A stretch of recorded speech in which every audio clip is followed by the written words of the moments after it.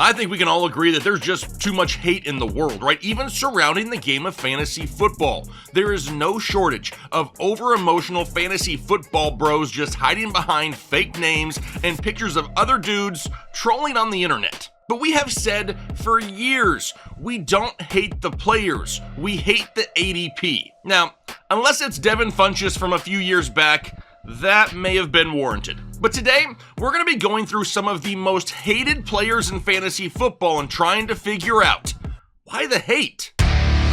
That's right, maybe some of the players we're talking about today have burned you in the past. Maybe you've bought into a narrative that you've heard along the way this offseason. Well, today, we're going to break down a few of these most hated players in fantasy football. We're going to stick to the facts and see if the hate is necessary in 2025. Now, maybe you just want fact overload. Those can be found in our 2025 Fantasy Football Draft Guide. We're talking about cheat sheets and tier rankings, offensive line rankings, injury analysis, the dynamic running back rating, which you cannot find anywhere else. Tons of information at your fantasy draft fingertips. All you got to do is head over to tfhdraftguide.com and get yours right now. But let me get you in on a little secret.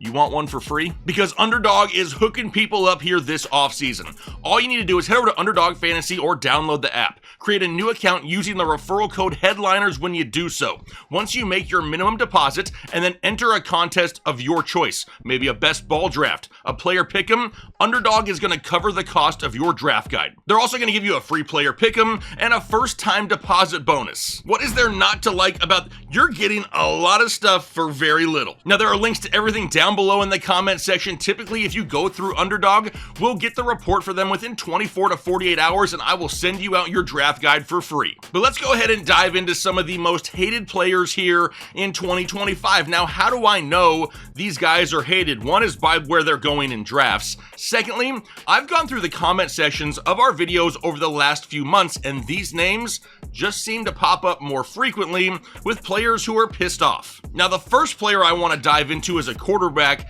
and it's Trevor Lawrence of the Jacksonville Jaguars. Now, Lawrence is currently the quarterback 20 overall going in the 13th round, and I get it, he burned a lot of people last year. He didn't play great and missed 7 games due to injury, but are we writing him off too quick? This is a quarterback that prior to 2024 had back-to-back years of 4,000 plus passing yards and had at least 25 total touchdowns in each season. Heck, in 2022, the dude was getting MVP votes in the league, and I don't know about you, but I kind of think his situation has gotten better this year. He's looking great in the preseason. He has 2 stud wide receivers in Brian Thomas Jr. and Travis Hunter. He has another big play guy in Diami Brown and a massive athletic tight end in Brenton Strange. But on top of all of that, he has a new head coach in Liam Cohen, who is one of the guys behind the turnaround of the career of Baker Mayfield. Cohen led a top 10 NFL passing offense last year in Tampa Bay with the Bake Show. Plus, Trevor Lawrence doesn't get enough credit for the production he gets with his legs. Did you know, since 2022, he has the same amount of rushing touchdowns as Lamar Jackson with 12. And last year in Tampa Bay, under Liam Cohen, Baker Mayfield doubled his career high in single-season rushing yards. Even if Lawrence has a similar year to 2 seasons ago with 4,000 yards and 20 touchdowns through the air, with 200 yards on the ground and 3 rushing touchdowns, that's going to give him 278 fantasy points and puts him in the neighborhood of quarterback 12 overall. And that's if he has 0 improvement this season. If he can be closer to that 25 passing touchdown mark, dude is top 10. So when I look at Trevor Lawrence and I see QB 20 and I hear the hate in the comment section, the displeasure amongst the players, I gotta fade the hate in 2025. Now, another quarterback people just seem to be writing off is CJ Stroud of the Houston Texans, the current quarterback 18 overall with an 11th round ADP. Now, over the span of 12 months, everyone has gone from loving CJ Stroud to almost forgetting he exists. He had huge expectations in 2024 and came out looking average at best, just 3,727 yards passing, 20 touchdowns to 12 interceptions. And now, no one seems to care what led to those down numbers last year. They just hate him. But correct me if I'm wrong. When a quarterback loses his top pass catching weapons, can that affect his production? Yes, it can. So why does everyone talk about the quote-unquote sophomore slump, but no one mentions that Nico Collins missed 5 games, Tank Dell missed 3 games, and Stephon Diggs missed 9 games. And on top of that, Joe Mixon missed 3 games as well. Did CJ Stroud play great football last season? No, but the guy didn't just lose one wide receiver for a couple games. That is a combined total of 17 missed games from his top 3 wide receivers just last season. Now in 2025, we know Tank Dell is out, and Stephon Diggs is a Patriot. They added Christian Kirk and drafted 2 solid young wide receivers in Jaden Higgins and Jalen Noel. But we also know that Joe Mixon is in danger of missing some big time, and Nick Chubb is coming off what feels like his 12th major injury. The running game isn't exactly firing on all cylinders, which means more emphasis is going to be on the passing game this season. Now, with all of that being said, CJ Stroud is going as the QB 18 this year. Do you know who the QB 18 was last year? It was CJ Stroud himself. Now, we just talked how he had the perfect storm of crapola last year. Now he's got a healthy alpha wide receiver in Nico Collins, 2 solid young wide receivers in Higgins and Noel, a solid tight end in Dalton Schultz, and a banged up running game. Even a slight improvement gets CJ Stroud back near that top 12 to 15 range. Now, maybe I understand not counting on him to come out and be a top 12 guy all year, but the hate all the way down to QB 18 is a little harsh. Now, what about a running back and the hate that surrounds Aaron Jones of the Minnesota Vikings, the current running back 25 in the 6th round? And I don't know if I've received more hate on any player this offseason than Aaron Jones. Now, he's coming off a career high in workload. Jones carried the ball 255 times. That's a lot, but it's not like it's 355. People are kind of overreacting at that number a little bit, but 255 was a career best. He racked up just over 1,100 rushing yards, and both of those marks led the Vikings team. Now, Minnesota still had over 100 carries go to running backs outside of Aaron Jones. So those of you worried about Jordan Mason, there are touches available, and he allows Aaron Jones to not be overworked and stay efficient. It's not like Aaron Jones was overly dependent on touchdowns last year anyway. So even if Jordan Mason steals some of the touchdowns away, it doesn't overall kill the value of Aaron Jones. We also can't ignore the dual threat upside of Aaron Jones. He added 51 receptions for 408 receiving yards and 2 receiving touchdowns last year. That gave him a total of over 1,500 scrimmage yards. He was super versatile, and it ranked him as the RB 16.5 PPR on the season. With an average of 4.5 yards per carry on 255 carries, Jones was among the NFL's most efficient running backs last season. He ranked inside the top 15 among all NFL running backs in yards created, targets, red zone touches, and snap share. He's got that breakaway ability. He's one of the league's most explosive runners. He's earning at least 5 yards on 39.4% of his carries over the last 5 years. That is the best rate among all running backs. He has a 2-year, $20 million contract, $13 million guaranteed. That shows some confidence in this backfield. The offensive line is improved. Minnesota will enter 2025 with a top 10 offensive line and a quarterback who will be starting for the first time.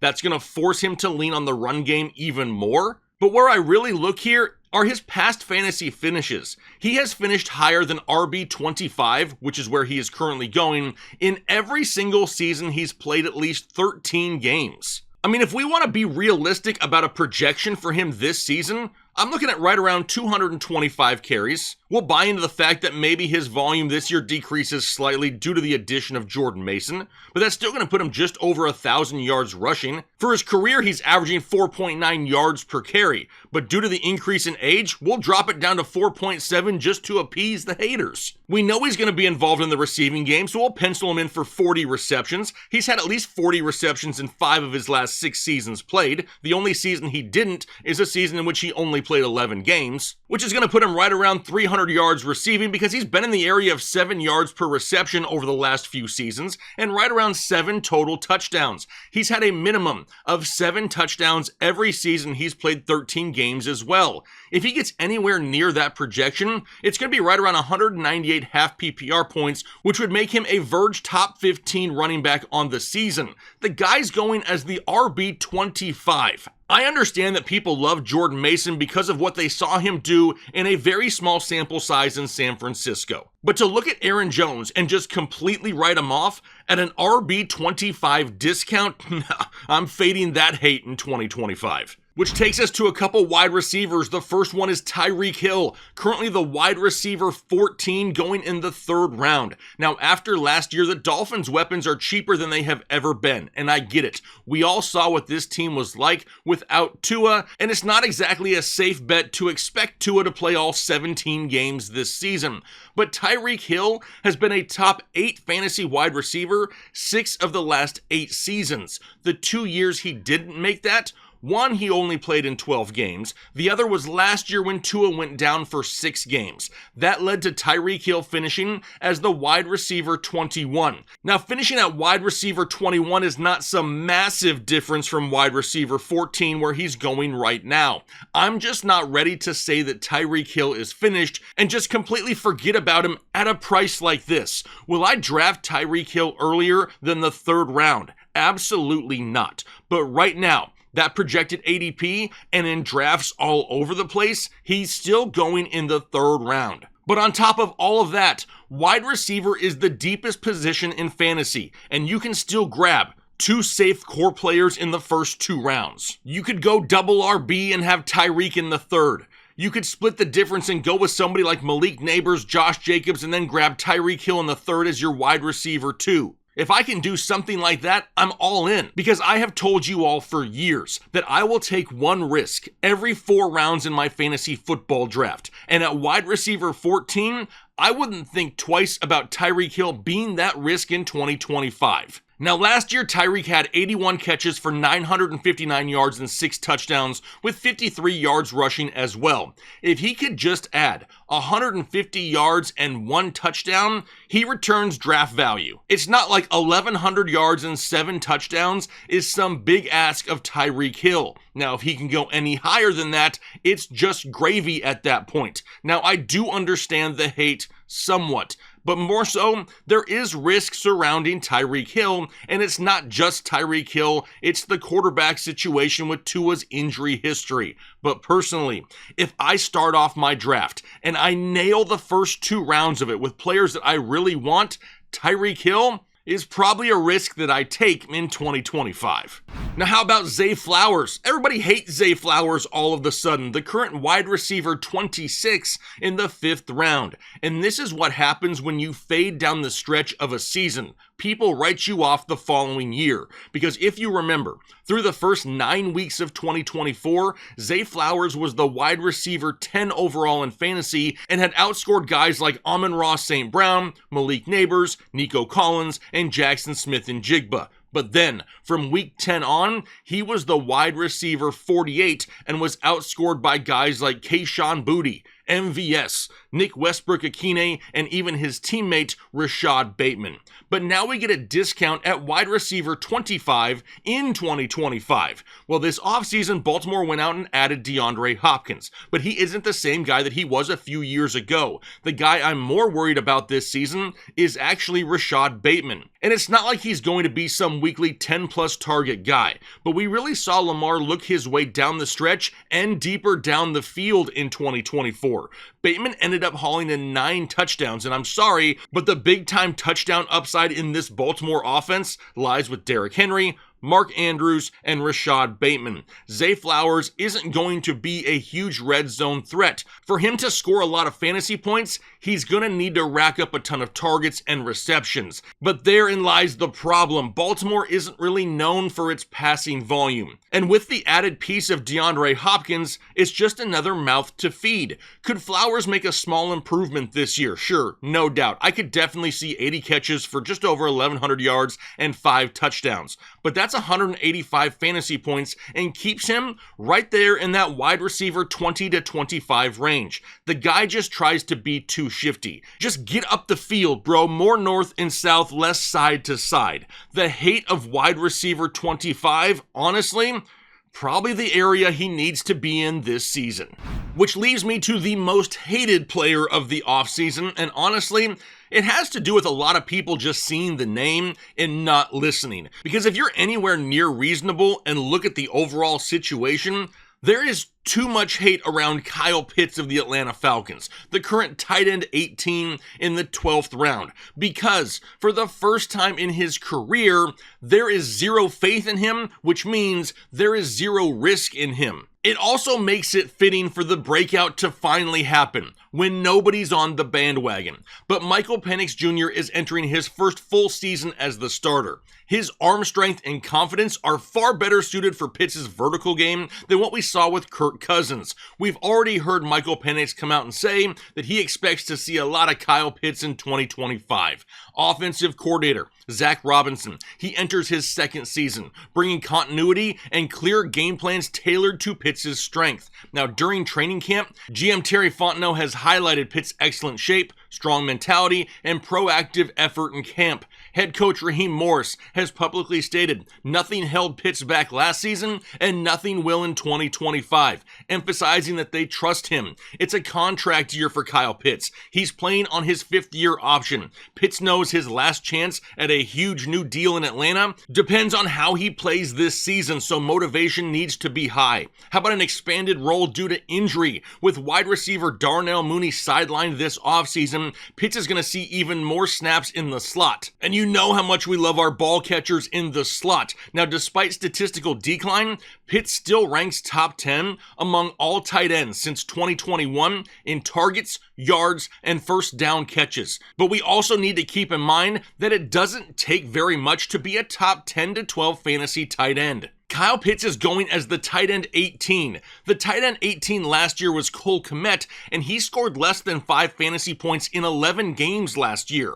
Now, on average, the tight end 18 scores less than 100 points a year, sitting right at 97.8. Pitts has exceeded that number already in 3 of his first 4 seasons. The only one in which he didn't was the season in which he played only 10 games due to injury. So let me show you what we could be dealing with here in 2025. In order for Pitts to get up inside the top 10 tight ends, he's going to need to be around 125 fantasy points. Well, the last 2 years, in which everyone would consider quote-unquote crappy years for Kyle Pitts, he scored 107 fantasy points and 110 fantasy points. So it's not like we're miles away from the top 10, even if we look at his last 2 seasons in which he sucked. In other words, we need 50 catches for 700 yards and 5 touchdowns. That gets us to 125 fantasy points and up inside the top 10 at the position. Last year, Kyle Pitts had 47 catches for 602 yards and 4 touchdowns. That's a difference of only 3 catches, 98 yards, and 1 touchdown over a 17-game season. Now listen, I'm all for being scorned and not wanting to be burned again. But in the 12th to 13th round, what is the harm? Because let's be honest, if you miss out on one of the top 3 tight ends, whether it's McBride, Bowers, or Kittle, you're more than likely drafting 2 tight ends anyway. Why would you not want to just take a chance on Kyle Pitts in the late double-digit rounds just to see what happens? I get the hate from people when it comes to Kyle Pitts, but I'm all for taking players with 0 risk. And tight end 18 may be a little bit too much hate in 2025. Now let me leave you with one of the best tips that I can possibly give you to find more success in this game. Do not let past year's bias affect this year's decision making.